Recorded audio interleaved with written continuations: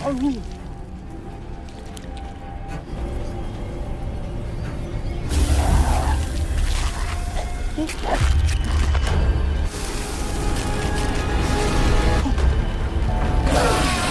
Assalamualaikum warahmatullahi wabarakatuh. Bertemu lagi dengan saya Kang Irfan. Bagaimana tuh kabar kalian? Semoga sehat selalu ya, amin. Oke sanak, kali ini kita akan mencoba ngerangkum film dari Korea berjudul Island, yang dimana film ini akan ngebahas sesosok iblis pengincar otak manusia yang selalu kotor oleh duniawi. Ya entah itu korupsi, kolusi, nepotisme, wanita, warisan, suka micet, judi, uang, gosok-gosok burung pakai sabun, dan masih banyak lagi perbuatan yang dapat merusak otak manusia. Nah, biar tidak spoiler terlalu banyak, langsung aja kita gaskan. Ngopi heula di sana.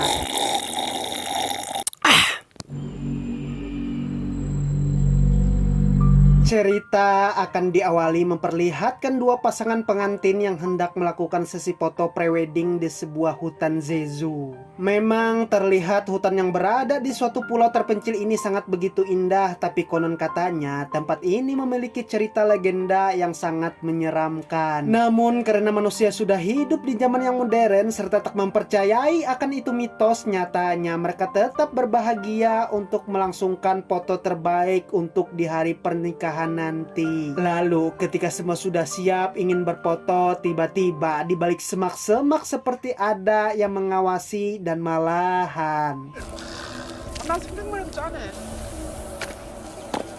ya, terlihat seperti ada darah yang mengalir disertai patung yang ambruk dengan sendirinya. Dan ketika pasangan ini penasaran akan hal itu, perlahan-lahan mereka melihat apa yang terjadi. Tapi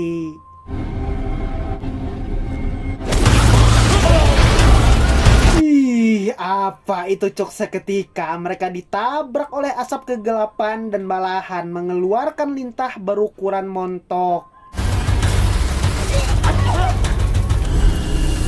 Ketika pak fotografer ingin ambil gambar, malahan dua pasangan ini hilang di frame tersebut. Otomatis beliau bingung ya kan, setelah dilihat kiri kanan atas bawah, rupanya hanya menemukan lintah darat merayap hingga karena udah kesel dengan keadaan, lintah itu pun digeprek oleh sepatu abangnya. Tapi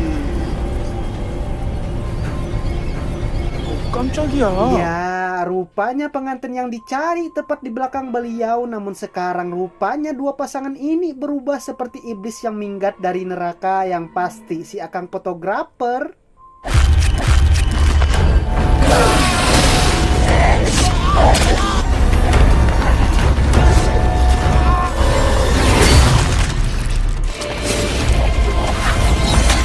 dan film Island 2022 baru dimulai. Scene akan membawa kita kepada salah satu tempat yang dihuni oleh seorang pendeta bernama Peter. Terlihat beliau nampak panik akan sebuah buku yang mengarah kepada kebangkitan sesosok legenda menakutkan. Bahkan saking takutnya, beliau meminta kepada ajudannya untuk memanggil Chan Hae-yok atau panggilan sehari-harinya bernama Johan. Terlihat di sana Johan nampaknya berusaha mengeluarkan iblis yang merasuki tubuh seorang wanita yang dapat kita sadari Aa ganteng ini ternyata juga seorang pendeta yang sangat taat.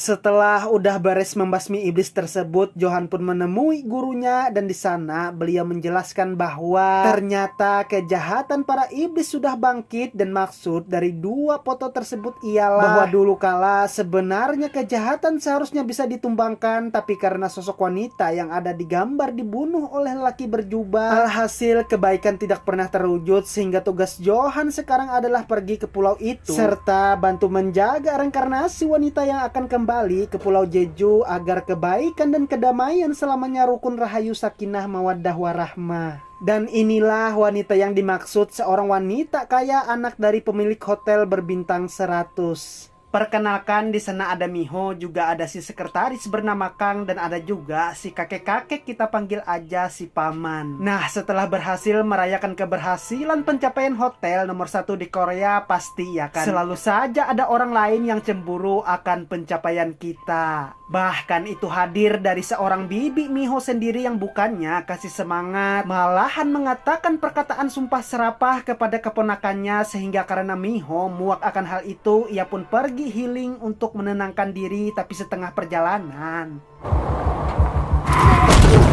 kembali lagi, selalu ada saja orang yang mengganggu ketenangannya. Dan ketika sekretaris Kang terpojok oleh dua pria besar ini, dengan gagahnya Miho membanting salah satu dari dua pria ini, sehingga akibat ketidaksadaran Miho ternyata semua itu jebakan dari mereka.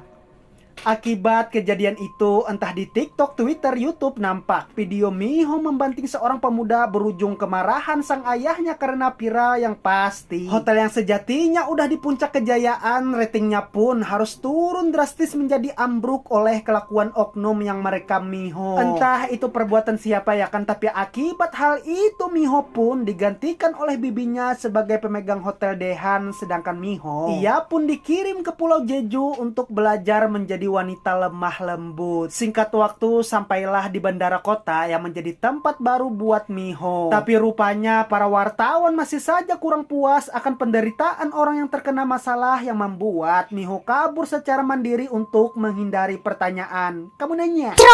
Lalu Miho pun berjalan pelan-pelan menemukan mobilnya, namun saat itu di telinganya seperti ada yang memanggil Miho, dan setelah dicek,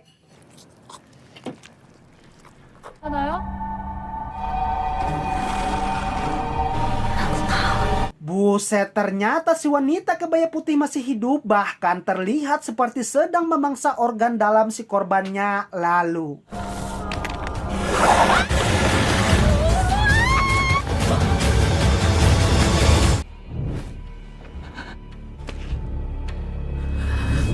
kini mereka pun saling main petak umpet, dan ketika Miho mulai ketahuan, ia pun membunyikan klakson mobil untuk mengalihkan perhatian, tapi ternyata itu hanya sia-sia. Sehingga dengan kekuatan spell sprint, Miho berusaha untuk tidak ketangkap, yang alhamdulillah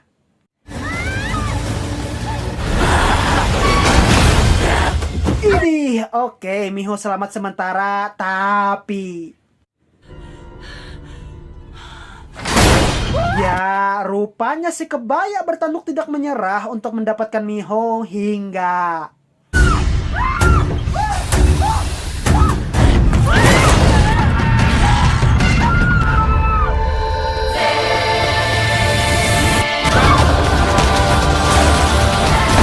syukur ya kan, si lelaki berjas datang bagaikan superhero tanpa adanya kostum, hingga Miho pun akhirnya selamat dari serangan.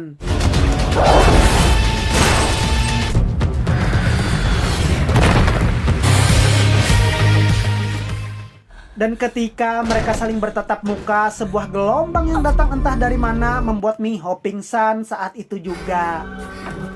Kemudian Shin pun membawa kita ke alur mundur di ratusan tahun yang lalu, yang dimana ada sebuah desa yang diserang oleh iblis nafsu, dan di sana hanya menyisakan beberapa anak kecil yang mungkin belum bisa main lato-lato.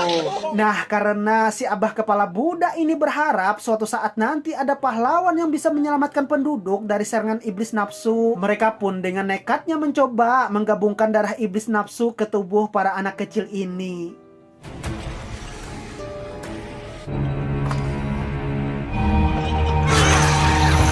Ya, mereka percaya para bocil tersebut bisa memiliki kekuatan setengah manusia dan iblis, dan pada akhirnya hanya dua bocahlah yang selamat dalam penyatuan darah iblis, yaitu Pan serta Gungtan. Namun bukannya mereka diistimewakan, malahan berbagai ilmu bela diri serta pendidikan sangat keras membuat dua bocah ini sangat tersiksa oleh keadaan. Ya, meski Wongjang si gadis manis ini kasihan melihat teman-temannya, ia pun nampaknya juga akan pergi untuk berlatih membuat perisai, dan mereka bertiga berjanji akan bertemu lagi di masa yang akan datang.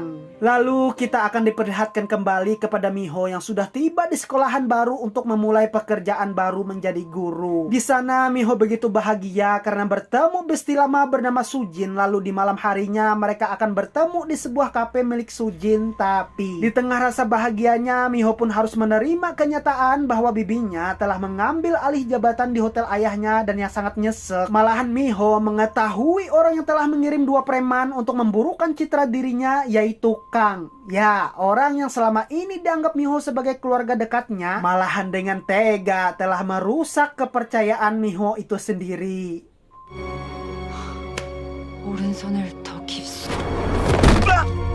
Dan dengan perasaan hancur dan menganggap semua orang sama saja, Miho pun berjalan meninggalkan Kang yang telah berkhianat. Tapi yang terjadi, Kang pun dirasuki oleh iblis nafsu yang seperti saya katakan, iblis ini suka merasuki otak manusia yang kotor dan ambisius oleh kekuasaan. Sehingga Miho pun pasti akan kembali mendapatkan ancaman dari sekretaris Kang.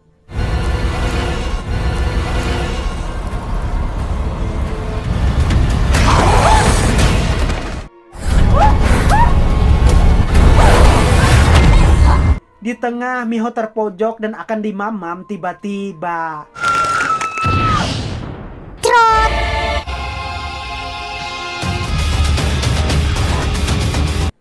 ya, laki-laki berjas kembali datang untuk menolong.